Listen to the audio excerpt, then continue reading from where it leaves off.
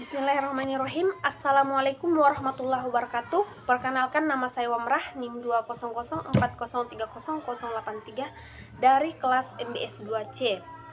Di video kali ini saya akan menjelaskan materi tentang kadar air dalam bersuci atau berwudu. Pertama, saya akan menjelaskan tentang pengertian tahara. Tahara menurut bahasa ialah bersih dan bersuci dari segala kotoran, baik yang nyata seperti najis maupun yang tidak nyata seperti aib. Menurut istilah para fuqaha berarti membersihkan diri dari hadas dan najis seperti mandi, berwudu dan bertayamum. Suci dari hadas ialah dengan mengerjakan wudu, mandi dan tayamum. Suci dari najis ialah menghilangkan najis yang ada di badan, tempat dan pakaian.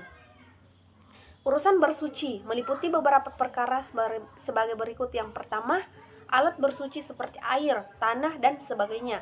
Kemudian kaifiat atau cara bersuci.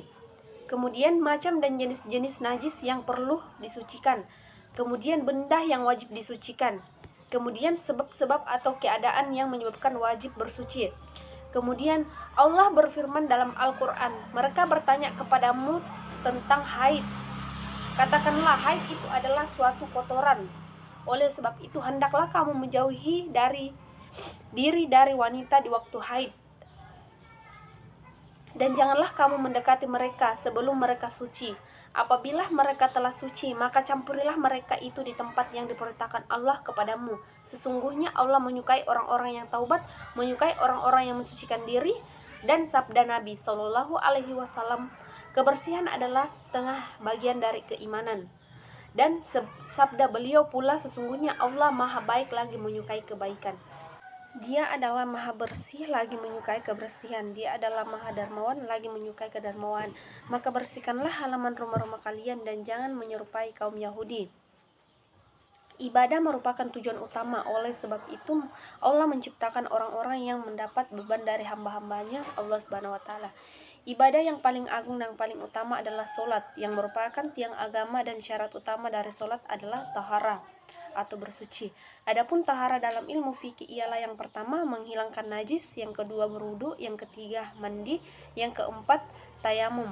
Alat yang terpenting untuk bersuci ialah air.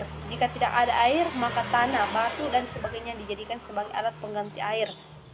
Yang kedua, macam-macam tahara. Bersuci dari dosa atau bertaubat. Bertaubat kepada Allah merupakan tahara rohaniyah, juga sebagai metode mensucikan diri dari dosa-dosa yang besar maupun yang kecil kepada Allah. Jika dosa yang dimaksudkan berhubungan dengan manusia, sebelum bertaubat ia harus meminta maaf kepada semua orang yang disakitinya, sebab Allah akan menerima taubat hambanya secara langsung jika berhubungan dengan dosa-dosa yang menjadi hak Allah. Kemudian bersuci menghilangkan najis. Najis menurut bahasa ialah apa saja yang kotor, baik jiwa, benda maupun amal perbuatan.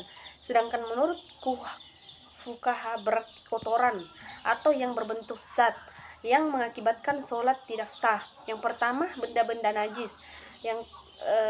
Kemudian bangkai atau kecuali bangkai ikan dan belalang. Kemudian darah, babi, kamar dan benda cair maupun yang memabukkan. Kemudian anjing, kencing dan kotoran atau tinja manusia maupun binatang. Kemudian susu binatang yang haram dimakan dagingnya, wadi dan madzi, muntahan dari perut. Kemudian macam-macam najis. Najis dibagi menjadi 3 bagian. Yang pertama, najis mukhafafah atau ringan, ialah air kencing. Bayi laki-laki yang belum berumur 2 tahun dan belum pernah makan sesuatu kecil kecuali ASI, cara mensucikannya cukup dengan memercikkan air ke bagian yang terkena najis sampai bersih. Kemudian najis mutawafitah atau sedang, ialah najis yang keluar dari kubul dan dubur manusia dan binatang, kecuali air mani. Najis ini dibagi menjadi 2. Yang pertama, najis ainiyah, ialah najis yang berwudu atau tampak.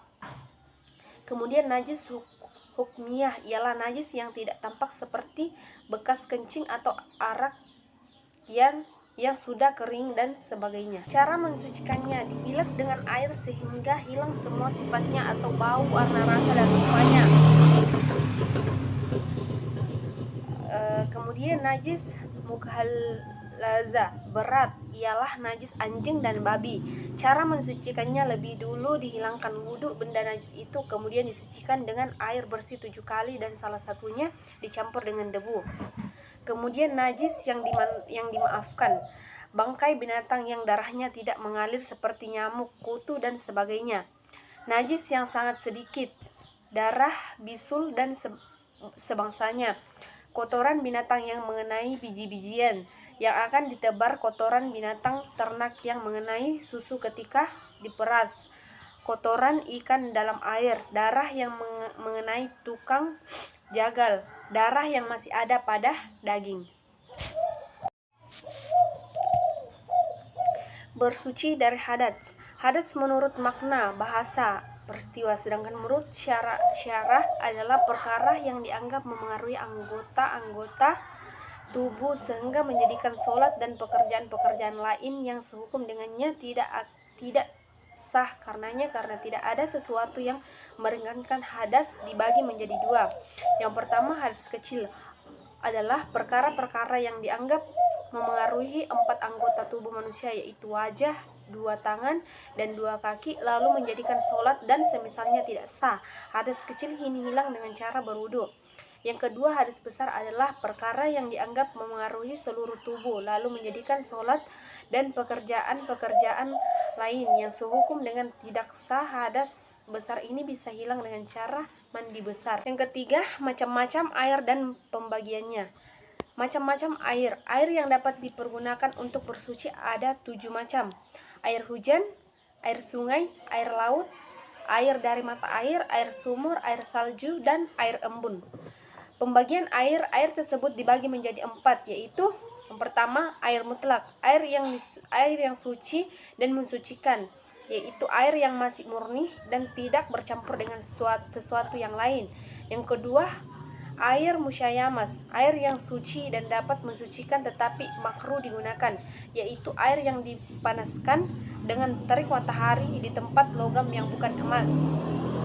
Yang ketiga, air mutamal atau air suci tetapi tidak dapat mensucikan, yaitu air yang sudah digunakan untuk bersuci.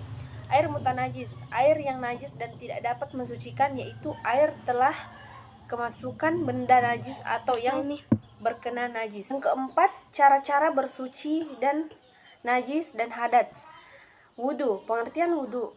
Wudu secara bahasa berarti keindahan dan kecerahan, sedangkan menurut istilah syarah bersuci dengan air dalam rangka menghilangkan hadas kecil yang terdapat pada wajah, kedua tangan, kepala, dan kedua kaki disertai dengan niat.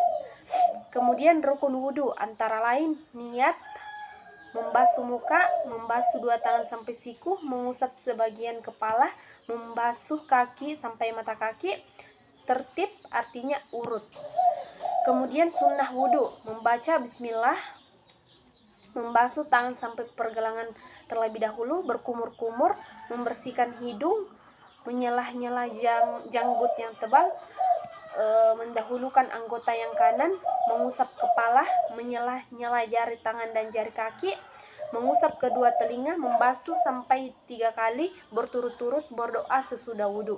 Hal-hal yang membatalkan wudu: keluarnya sesuatu dari 2 jalan, tertidur dengan posisi tidak duduk yang tetap, hilangnya akal atau gila, pisangan, mabuk, dan sebagainya.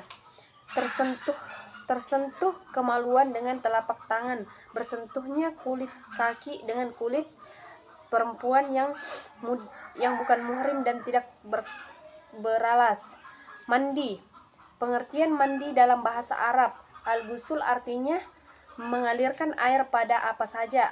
Menurut pengertian syara'ah berarti meratakan air yang suci dan seluruh tubuh disertai dengan niat. Pengertian lain ialah mengalirkan air ke seluruh tubuh, baik yang berupa kulit, rambut, ataupun kuku dengan memaknai niat tertentu. Mandi ini ada yang hukumnya wajib dan ada yang sunnah. Kemudian hal-hal yang mewajibkan mandi besar atau mandi wajib. Yang pertama, hubungan suami istri, mengeluarkan mani, mati, haid, nifas, wiladah atau melahirkan. Rukun mandi. Yang pertama, niat, menghilangkan najis bila terdapat pada badannya. meratakan air ke seluruh tubuh, baik berupa rambut maupun kulit. Sunnah mandi: membaca bismillah, berwudu sebelum mandi, menggosok badan dengan tangan, menyelah-nyelah pada rambut yang tebal, membasuh sampai 3 kali berturut-turut, mendahulukan anggota yang kanan, memakai basahan. Tayamum. Pengertian tayamum. Tayamum adalah salah satu cara bersuci sebagai ganti berwudu atau mandi apabila berhalangan memakai air atau memsarkasi.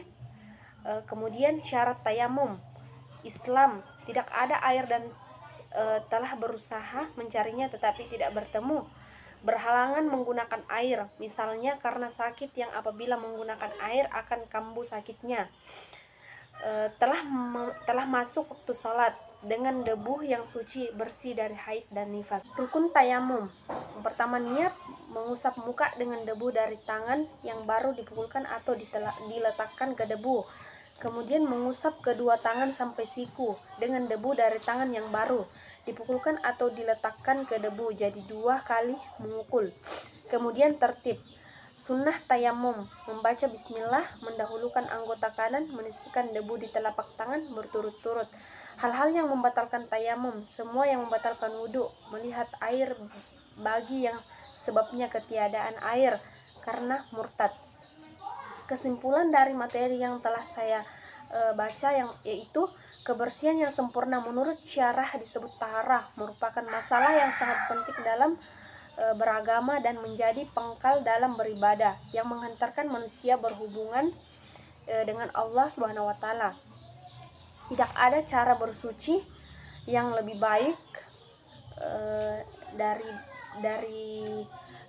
pada cara yang dilakukan oleh syariat Islam, karena syariat Islam menganjurkan manusia mandi dan berwudu walaupun manusia masih dalam keadaan bersih, tapi ketika hendak melaksanakan sholat dan ibadah-ibadah lain yang mengharuskan berwudu, begitu juga dia harus pula membuang kotoran pada diri dan tempat ibadahnya dan mensucikannya, karena kotor itu sangat menyedihkan bagi manusia. Sekian dari penjelasan saya, kurang dan lebihnya mohon dimaafkan. Wabillahi taufiq wal hidayah. Wassalamualaikum warahmatullahi wabarakatuh.